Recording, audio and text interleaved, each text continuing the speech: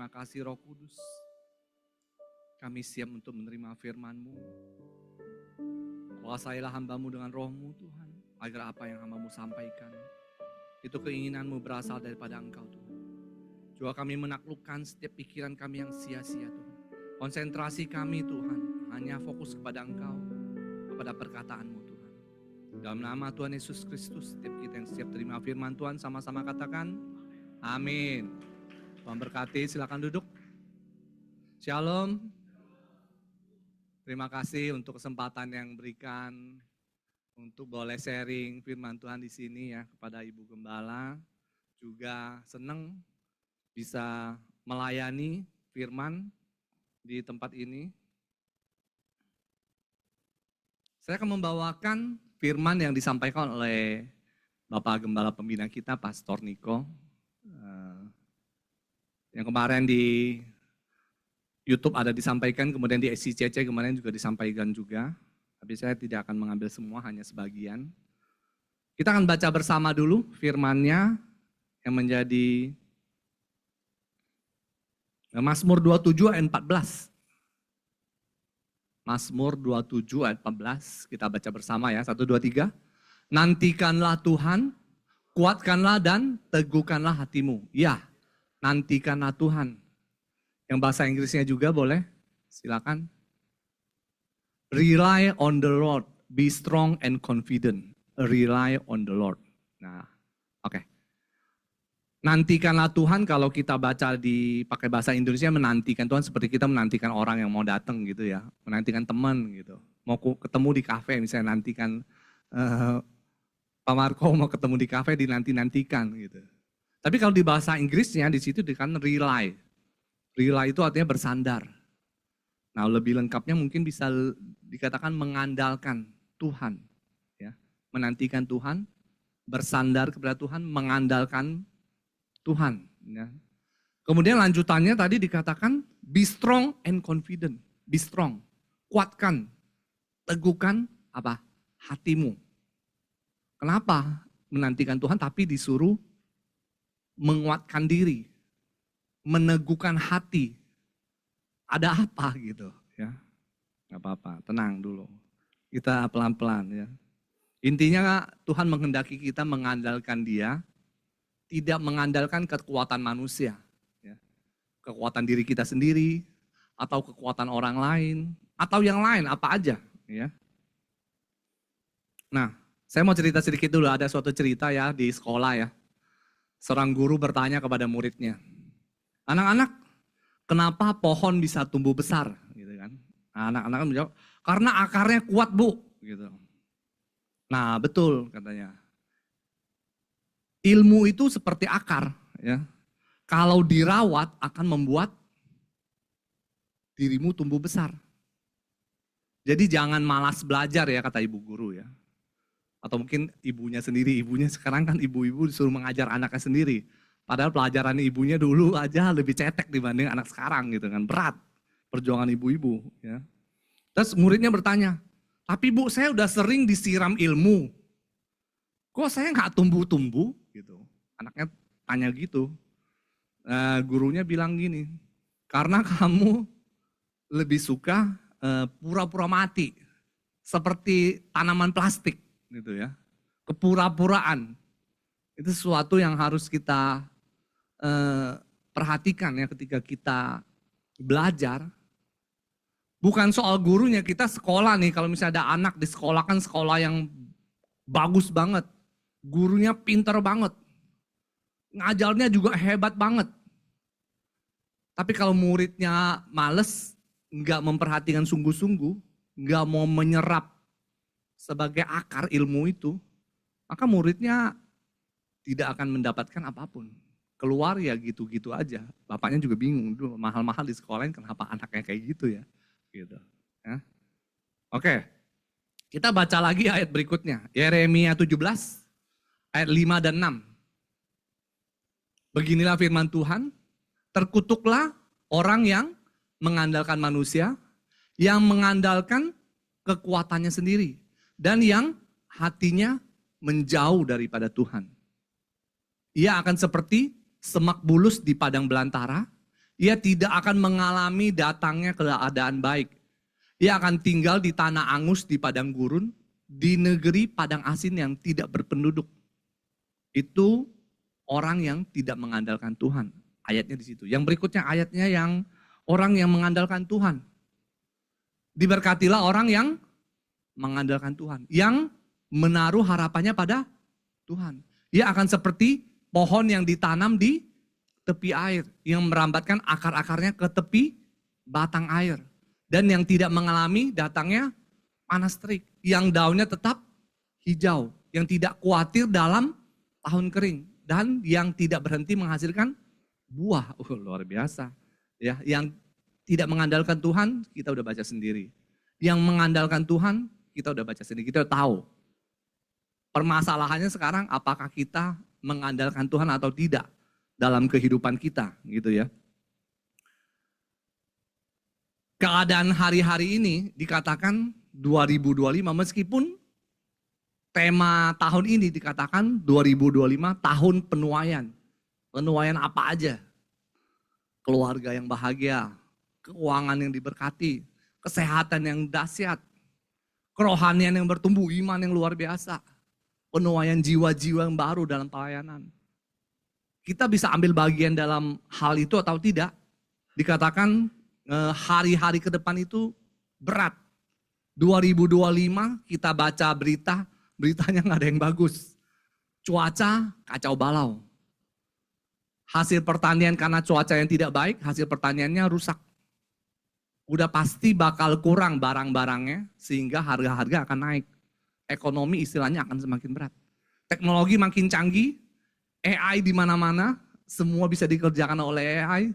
Bahkan orang scrolling video nonton AI terus sampai bengong gitu kan, ketawa-ketawa sendiri gitu.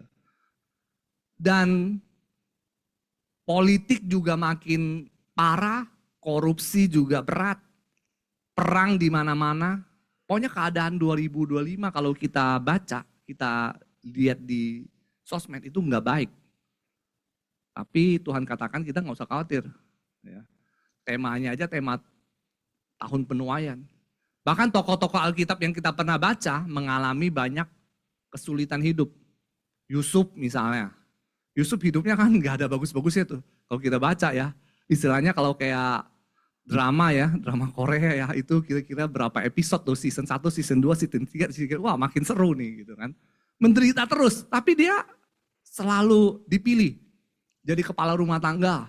Dipilih jadi kepala penjara, pada yang ngurusin penjara, coba bayangin. Kita narapidana masuk ke dalam, tapi dipilih jadi kepala penjara. Yang ngurusin penjara istilahnya, kok bisa? Bahkan dipilih menjadi wakilnya raja, mengurus seluruh negara yang besar itu. Padahal keadaannya dirinya aja mengalami banyak penderitaan, penganiayaan. Juga keadaan negaranya juga tidak baik waktu itu, kelaparan. Tapi dia bisa tampil. Kita bisa nggak seperti dia? Bisa. Kita baca lagi ayat berikutnya ya. Asal kita jangan seperti yang ini. Tuh belum dibaca aja udah muncul. Luar biasa. Manusia akan mencintai dirinya sendiri dan menjadi hamba uang. Mereka akan membual dan menyombongkan diri. Mereka akan menjadi pemfitnah. Mereka akan berontak terhadap orang tua dan tidak tahu berterima kasih. Tidak memperdulikan agama. Tidak tahu mengasihi. Tidak mau berdamai, suka menjelekkan orang, tidak dapat mengekang diri, garang, tidak suka yang baik, suka mengkhianat, tidak berpikir panjang, belaga tahu, lebih menuruti hawa nafsu daripada menuruti Allah. Secara lahiriah mereka menjalankan ibadah mereka. Tetapi pada hakikatnya mereka memungkiri kekuatan ibadah itu. Jauhilah mereka itu. Sebab di antara mereka terdapat orang-orang yang menyelundup ke rumah orang lain dan menjerat perempuan-perempuan lemah yang disarat dengan dosa dan dikuasai oleh berbagai-bagai nafsu. Yang walaupun selalu ingin diajar, namun tidak pernah dapat mengenal kebenaran. Sama seperti Yanes dan Yambres menentang Musa, demikian juga mereka menentang kebenaran. Akal mereka bobrok dan iman mereka tidak tahan uji. Balik lagi. Akal mereka bobrok dan iman mereka tidak tahan uji. Lanjut. Tetapi sudah pasti mereka tidak akan lebih maju. Karena sama seperti dalam hal Yanes dan Yambres, kebodohan mereka pun akan nyata bagi semua orang. Ya, thank you. Ini tentang keadaan orang-orang zaman sekarang kayaknya. Kalau kita baca di situ ya. Di YouTube, di sosmed kita bisa baca orang-orang yang mencintai dirinya sendiri, orang-orang yang memfitnah, orang yang membual, segala yang disebut di situ ada. Memang ini udah akhir zaman, jadi hal-hal yang kayak begitu manusia makin parah. Gitu. Dan dikatakan mereka selalu ingin diajar tapi tidak dapat mengenal kebenaran. Kok bisa begitu? Di sekolah misalnya, muridnya datang. Saya ingin belajar, Bu. Oh bagus, ibunya ngajarinnya sampai berbusa-busa. Tapi anaknya tidak dapat diajar, kenapa? Coba, kenapa kira-kira? Malas mungkin ya, apalagi bodoh, kayaknya orang sebodoh-bodohnya kalau dia rajin mau belajar, pasti bisa, sebodoh-bodohnya orang. Bebal mungkin, bebal itu orangnya udah tahu, tapi nggak mau, itu bebal. Dikatakan orang-orang seperti itu, kebodohan mereka akan nyata bagi banyak orang. Jadi karena mereka tidak mau mempelajari apa yang diajarkan oleh kebenaran, akhirnya kebodohan mereka nyata bagi semua orang. Misalnya contoh, orang yang tidak sungguh-sungguh mempelajari firman Tuhan, akhirnya meledak emosinya misalnya, bikin malu. Gitu. Contoh, itu mungkin salah satu contohnya ya. Dan salah satu hal kenapa orang tidak bisa bertumbuh adalah ketika diajar murid itu, dia tidur. Kenapa bisa tidur? Karena malamnya tidurnya malam mungkin.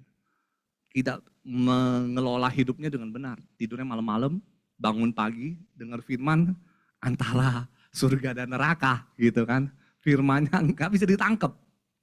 Sehingga menjadi seperti itu. Nah, menantikan pertolongan Tuhan, kita baca lagi ayatnya yang tadi. Mazmur 27 ayat 14.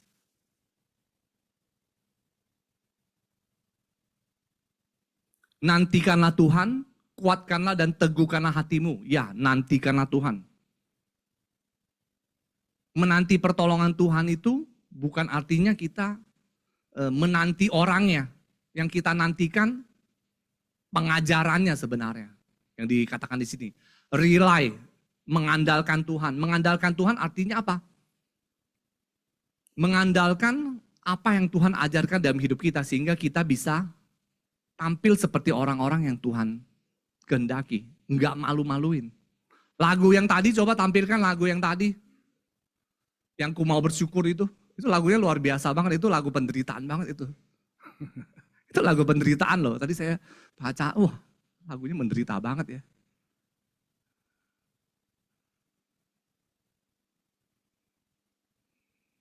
Coba kita baca liriknya. Yang ada tubuhnya hancur, hatinya terkoyak, itu loh lagu yang ya. Coba yang awal-awalnya, kan bersyukur dulu kan. Nah hidupku ada di tanganmu. Kau beri rancangan yang terindah kan, dia udah paham nih. Tak hanya yang baik saja yang kuterima. Artinya dalam hidupnya ada hal yang masalah yang tidak enak. Terus walau tubuhku diremukkan sakit misalnya. Walaupun jiwaku terkoyak akan disakitin orang hatinya. Lebih sakit hati daripada sakit gigi katanya. Pujianku takkan terhentikan. Kita kalau habis disakitin orang atau sakit badannya, boro-boro mau memuji ya.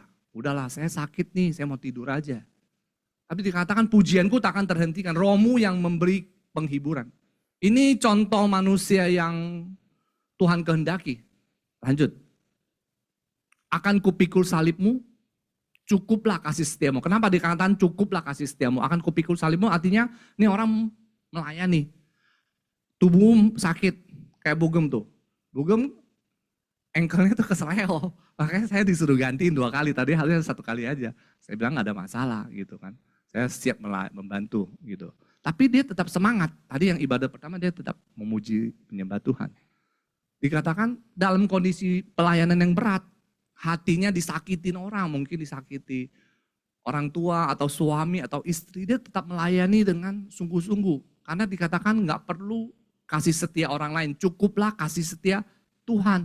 Tuhan Yesus mati bagi kita di kayu salib, itu cukup bagi kita. Nggak punya banyak uang nggak jadi masalah. Disakitin orang nggak usah ini, yang penting itu. Lanjut, ada lagi di situ. Ku bertahan. Jadi kalau bertahan artinya ini udah kondisi udah berat nih, bertahan. Kau kuatku, teguhkanlah imanku. Teguhkanlah imanku bicara tentang orang yang mencari Tuhan lewat firman-Nya. Iman itu bisa teguh karena apa? Mendengar firman Tuhan, perkataan yang keluar dari mulut Kristus. Itu yang meneguhkan iman. Yang tadi juga, nantikanlah Tuhan. Kuatkan diri, kuatkan hati dan teguhkan hati itu bicara tentang iman yang kepada Tuhan. Lanjut lagi yang tadi, jangan dihilangin dulu, masih ada. Itu bagus banget lagunya. Saat hati bersyukur, jiwaku suka. Meskipun dalam kondisi yang kayak tadi berat, dia mengucap syukur. Langsung dia bersuka cita. Senantiasa bersyukur. Ada lagi gak? Segala yang kualami bila kehendakmu terjadi. Lanjut. Ku mau tetap bersyukur, senantiasa bersyukur. Artinya apa? Tuhan kan suruh kita senantiasa bersyukur. Senantiasa bersuka cita. Tetap mengucap syukur. Masalah hidup apapun itu gak jadi masalah. Yang penting Tuhan udah mati bagi kita. Jadi saat ini, hari ini, tadi ada yang bilang hari ini hari yang terbaik. Artinya apa? Nggak ada yang lain-lain pun dalam hidup kita hari ini, nggak ada uang, nggak ada yang mencintai kita, kita sendirian, bisa kita disakitin orang, badan mungkin sakit. Hari ini hari yang terbaik, kita tetap harus berucap syukur. Kenapa? Bukan karena keadaan kita, tapi karena Tuhan telah mati bagi kita. Itu cukup. Bersuka cita, kenapa? Bukan karena banyak uang, bukan karena badan sehat, tapi karena Yesus telah mati bagi kita. Bersuap syukurnya, bersuka cita cuma di itu doang. Dan senantiasa mengucap syukur. Dan senantiasa berdoa. Hari ini saya cukup buat kita. Besok mau mati itu urusan yang lain. Orang bisa seperti itu kenapa? Coba kita baca firman-Nya. Yang bisa seperti itu, seperti lagu itu ya. Mazmur 123 ayat 2. Mazmur 123 ayat 2. Lihat, seperti mata para hamba laki-laki memandang kepada tangan tuannya. Seperti mata hamba perempuan memandang kepada tangan nyonyanya. Demikianlah mata kita memandang kepada Tuhan Allah kita. Sampai Ia mengasihani kita. Ini bicara tentang apa? Mengandalkan Tuhan, mengandalkan perkataan Tuhan. Tuhan tidak terlihat. Yang terlihat dan terasa bagi kita apa? Perkataannya, firman-Nya. Kita harus serius dengan firman-Nya. Tidak boleh meremehkan firman-Nya. Mungkin kita boleh bercanda, ibadah, waktu nyanyi segala macam, tapi begitu firman ditaburkan, sungguh-sungguh dengerin. Siapa di sini yang waktu sekolah memperhatikan sungguh-sungguh apa yang gurunya katakan? Siapa di sini? Saya enggak ternyata. Saya enggak, mencatat pun enggak. Pokoknya ya yang penting naik kelas gitu. Saya ternyata seperti itu dulu. Tapi ketika tahu bahwa belajar itu harus fokus. Bahkan saya rajin, saya mencatat. Supaya apa yang saya dengar itu benar-benar masuk gitu. Sekolah tidak, istilahnya kita mau malas-malasan is oke lah. Menurut saya sih masih bisa dipahami lah. Mungkin wah saya nggak mau sekolah misalnya. Kuliah kan ada yang kuliah ekonomi, manajemen. Oh itu gampang kok. Kuliah yang berat, kuliah kedokteran misalnya. IT wah itu susah tuh. Harus sungguh-sungguh dengerin, catat. Pulang baca ulang, supaya nanti ujian itu bisa lulus. Nah, Alkitab itu ilmu yang luar biasa. Tuhan katakan carilah dahulu kerajaannya, itu firman Tuhan. Itu kita kan sebenarnya sekolah. Tuhan suruh kita menjadi murid kan. Kita sebenarnya sekolah, datang ke sini mirip kayak sekolah. Kalau sekolah kan setiap hari ini seminggu sekali. Gitu. Pulang nggak tahu belajar apa enggak nih.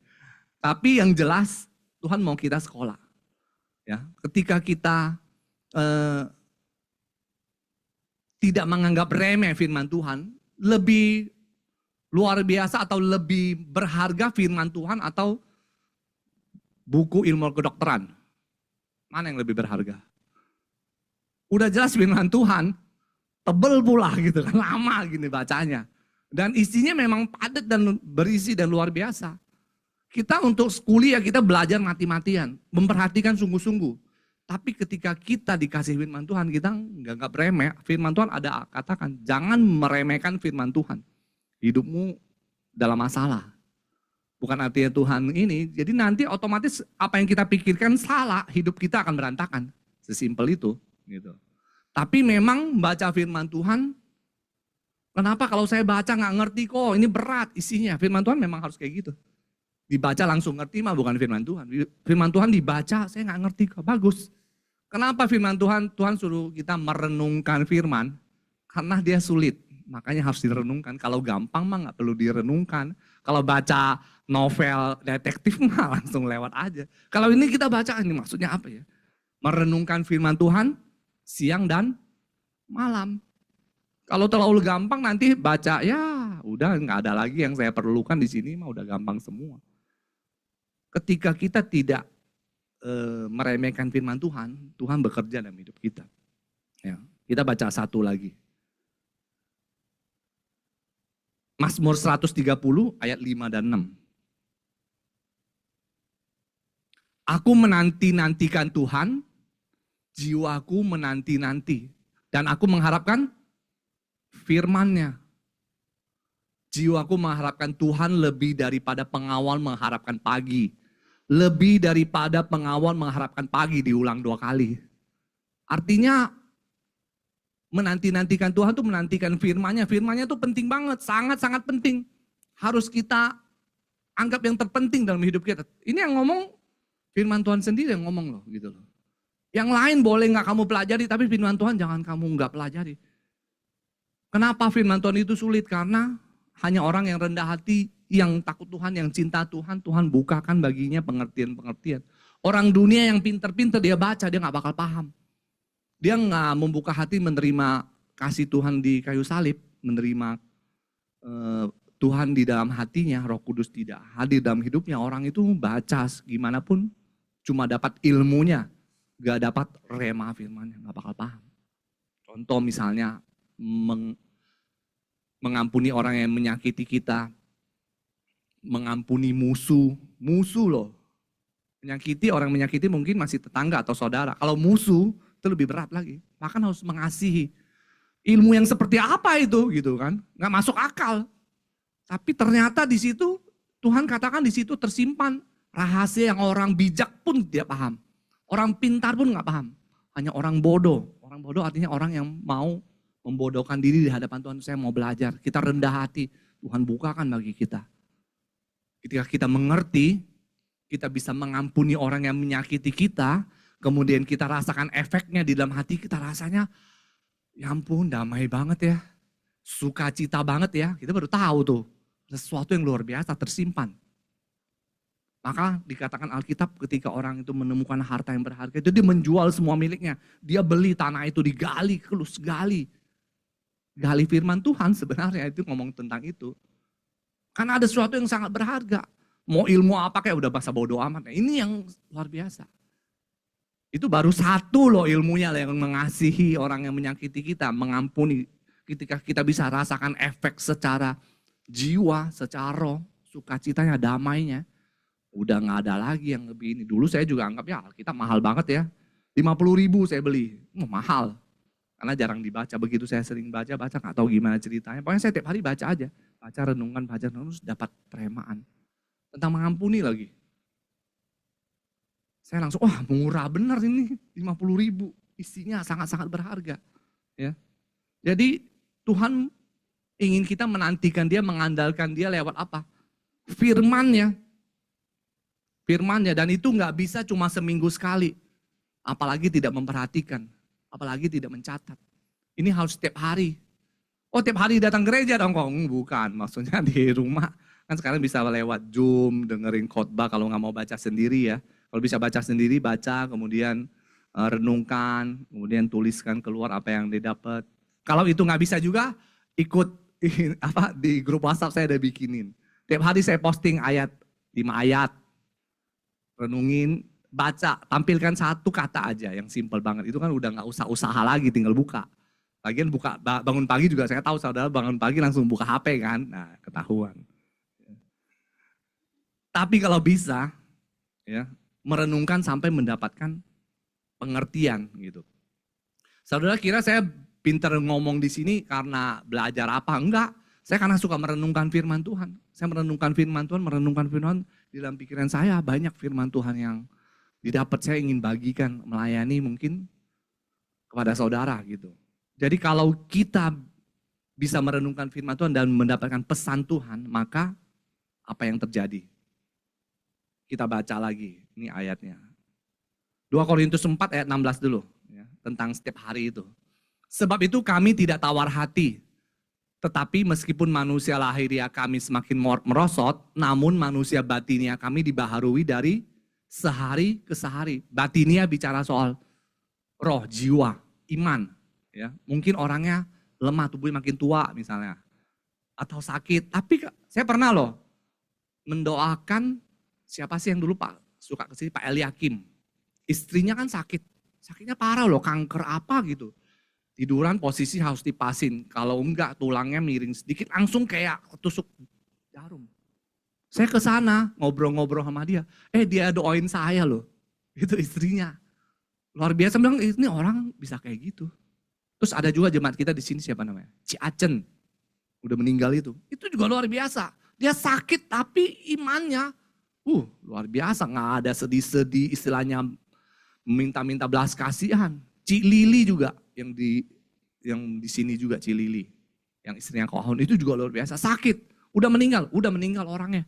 Tapi imannya bukan iman yang mengasihi diri. Orang yang perkataannya luar biasa. Lihat rohnya tuh menyala. Sehingga orang bilang ini orang kayak gini kenapa bisa begitu ya? Orang kan sakit kan lemah gitu. Atau mungkin misalnya orang ini ditinggal sama suaminya kan harusnya hidupnya down dong gitu ya. Tapi dia enggak, bangkit. Ada semangatnya, orangnya tetap dahsyat. Sehingga dunia melihat firman yang hidup di dalam diri kita. Tapi kalau kita enggak makan firman setiap hari, enggak mungkin firman itu bisa hidup. Firman itu bukan kata-kata, firman itu Tuhan Yesus sendiri. Dia itu firman yang menjadi manusia. Setelah dia mati, ya, dia bangkit kembali. Firman itu tinggal di dalam hati kita ketika kita baca sungguh-sungguh merenungkannya sampai dia hidup di dalam diri kita. Maka diri kita yang sudah tidak ada itu ketika kita terima Yesus, diri kita yang lama udah gak ada, diri kita yang baru siapa? Yesusnya Markonya Yesus. Yesusnya Pak Tony ada di dalam diri kita. Ketika kita ngomong sama orang, kita nyentuh orang, orang merasakan kuasanya. Kuasa ibadah itu ada di situ. Jangan sampai kita beribadah tapi tidak mendapatkan kuasanya. Tadi dikatakan orang beribadah setiap minggu, setiap hari bahkan. Tidak ada kuasa ibadahnya. Berdoa bagus, memuji menyembah bagus. Kita more.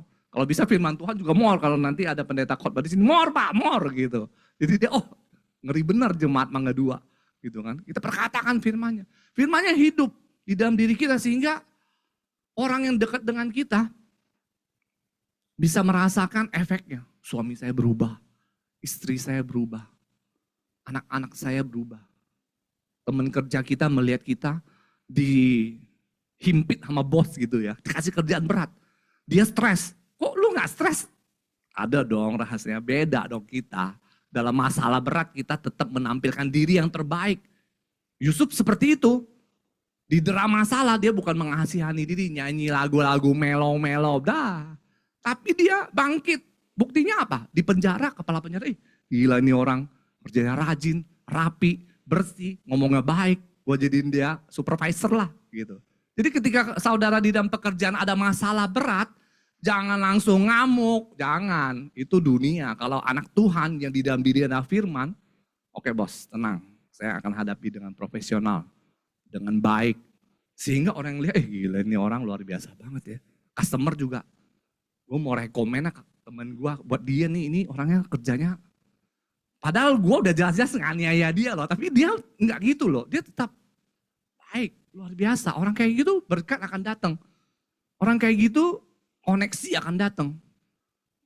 Orang yang apa di dalam dirinya firmannya hidup. Dan itu dilakukan dari sehari ke sehari. Dia akan jadi apa? Nih, jadi Raja Wali ternyata, luar biasa. Mana ayatnya Raja Wali itu? Yesaya 40 ayat 31. Tetapi orang-orang yang menanti-nantikan Tuhan mendapat kekuatan baru. Menanti-nantikan Tuhan, ini baca ya, menanti-nantikan Tuhan ini ngomong soal firman nih, bukan nungguin temen, bukan. Tuhan datang ditanya, lu udah pahamin apa yang gue ajarin? Enggak paham, malu-maluin kita. Ya, makanya dia bilang, tidak udah pasti iman di bumi waktu Tuhan datang. Nanti-nantikan Tuhan bicara kita tiap hari, membaca, merenungkan firman Tuhan, belajar ilmu, belajar. Rely on the Lord, mengandalkan Tuhan. Sehingga mereka mendapat kekuatan baru yang apa? Mereka seumpama Raja Wali yang naik terbang, ya dia bicara tentang orang-orang yang tadi kita bicarakan di dalam pekerjaan, di dalam kehidupan yang berat, dia tetap terbang di atas. Dengan kekuatan sayapnya. Kekuatan sayapnya, itu kata kuncinya tuh. Kekuatan sayap bicara tentang burung belajar terbang. Anak burung begitu dia lahir, kan gak langsung terbang. Masih botak tuh gitu, dikasih makan. Ya, baru bertobat, dikasih makan, firman Tuhan makan tiap hari, makin keluar bulunya. Kemudian suruh terbang bicara tentang mengatasi masalah. Kalau bulu sayapnya berbulu, tampangnya seperti Raja Wali, tapi nggak bisa terbang, kan? Itu karena belum pernah diuji imannya. Tadi ada melewati ujian iman, bisa ada ujian iman bicara soal masalah. Kita orang Kristen yang sungguh-sungguh di dalam Tuhan, yang firman-Nya hidup, tidak takut masalah. Masalah justru kita, wah ini kesempatan saya bisa terbang, bisa bangkit. Kekuatan sayap bicara tentang sehari-hari, mengepakkan sayap. Belajarnya tiap hari. Push up tiap hari, squat kayak siapa tuh gitu kan. Lompat-lompat tiap hari, latihan sehingga badannya makin hari makin jadi. Sehingga dia bisa terbang. Terbang tinggi. Menjadi Raja Wali. Dikatakan mereka juga berlari dan tidak menjadi lesu. Mereka berjalan dan tidak menjadi lelah. Kenapa? Di dalam dirinya energinya luar biasa, nggak ada habis-habisnya. Ya. Jadi saudara jangan remehkan firman Tuhan. Dan saya ajarkan satu hal lagi, cara untuk merenungkan firman. Habis sudah diajarin itu terserah kepada saudara nanti mau renungkan tiap hari apa enggak ya, tanggung jawabnya sama Tuhan Yesus sendiri. Ya. Kita kalau baca firman ya, misalnya inilah ya, ini firman ini bagus nih, gitu kan. Wah ini baca terus apa ya, nggak paham. Kita nggak usah baca semuanya kita langsung pahami dulu. Tangkap satu kata dulu. Oke, kita kasih kuis blok kanan, tengah, dan kiri ya. Dari ini, sebutkan satu kata aja dulu. Dari sebelah kanan, siapa aja, langsung sebutin aja. Satu kata yang menurut kamu bagus di situ. Ayo, terbang tuh. Nah, Pin mau terbang, Pin. Harus kecilin perut dulu, Pin. yang di tengah, ayo. Apa? Kekuatan baru, tuh, kan? Jangan kalah dong. Berlari, luar biasa, kan? Itu baru satu kata. Nah, memang belajarnya seperti itu. Saya dulu juga belajar seperti itu, satu kata. Satu kata saya baca selama setahun baca Alkitab. Saya baca Alkitab kan satu pasal tuh. Satu pasal kadang-kadang 8 ayat kan. Waktu baca, begitu baca pas masuk ayat berikutnya, yang ayat pertama saya tangkap satu kata. Yang ayat kedua saya tangkap satu kata. Selama setahun. Lama-lama enggak satu kata lagi. Tahun kedua udah mulai banyak nih. Oh bisa dua kata. Mulai sepertinya di dalam pikiran kita ada puzzle yang mulai nempel gitu loh. Merenungkan firman Tuhan seperti itu. Lakukan terus selama 3 tahun, jangan cuma di ibadah. Catat bagus gitu, bagus. Tapi tiap hari di rumah baca. Banyak banget kok. Saya kan gak suruh baca semua sampai habis. Baca aja kalau satu pasal terlalu banyak. Berapa yang gak banyak? 5 ayat. Masih kebanyakan kok, 1 ayat. 1 kata, 1 hari. Gampang gak? Itu gampang. Kalau masih gak mau, tanggung jawabnya sama di atas. Ya, saya nggak tanggung jawab lagi. Jangan cari bugem juga tanggung jawabnya. Ya, ketika kita lakukan 3 tahun, saya berani yakin dengan sungguh-sungguh waktu saudara memuji menyembah Tuhan kayak tadi, luar biasa, sungguh-sungguh baca firman seperti itu, maka firman itu hidup dalam diri saudara. Dan saudara menjadi seperti apa yang Tuhan kehendaki. Amin? Amin ya, udah ngomong amin ya. Kita tundukkan kepala. Terima kasih Bapa. Terima kasih Tuhan Yesus, terima kasih Roh Kudus. Biarlah kasih-Mu turun atas setiap kami. Dan perkataan-Mu menjadi nyata dan hidup dalam diri kami. Apa yang kami baca dan apa yang kami dengar orang-orang alami, itu terjadi atas hidup kami. Kekuatan firman-Mu di dalam diri kami. Terjadi atas orang lain, kami ingin itu terjadi atas kami. Kasih yang mampu mengampuni, hikmat yang luar biasa, berhasil di dalam pekerjaan, berhasil di dalam keluarga, suami mengasihi istri, istri mengasihi suami, mengasihi anak-anak, kesehatan yang luar biasa, kerajinan, yang berlari tidak menjadi letih dan berjalan tidak menjadi lesu, itu terjadi atas hidup kami. Terima kasih Tuhan. Dalam nama Tuhan Yesus Kristus kami berdoa mengucap syukur. Haleluya. Amin.